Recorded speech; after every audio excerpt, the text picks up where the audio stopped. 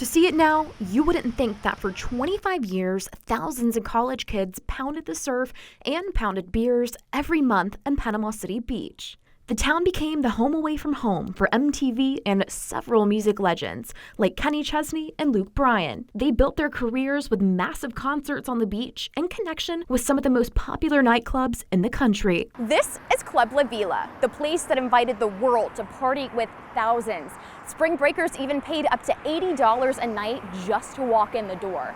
And now, after being destroyed by Hurricane Michael and the death of college spring break here in Panama City Beach, the party is over.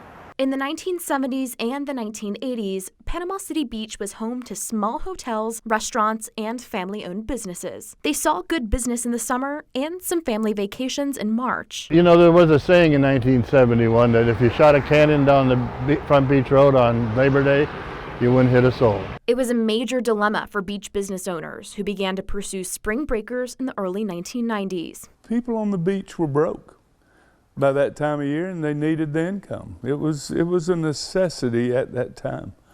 We had nothing for families to do in shoulder seasons. At that time, Daytona Beach was the spring break king, but residents and leaders there were fed up and wanted to turn out the lights on the party. The kids came on package tours and buses and filled up the hotel rooms and the bars. We didn't offer them a lot of other things to do but lay on the beach and drink. But that was enough. Jack Bishop said his club, the Breakers, threw its first spring break party in 1992. His manager called him and said that things had gotten off to a big start. And he says, "How many people did you invite to this party?" I said, "I don't know." He says, "Well, we're already out of beer." You were out of beer in an hour and 15 minutes. And from there on out, we didn't underestimate the crowd any longer. The annual event was a boom and more than just beer sales. There are bars, nightclubs in March that grossed $4 million, $2 million, and $1 million in a month.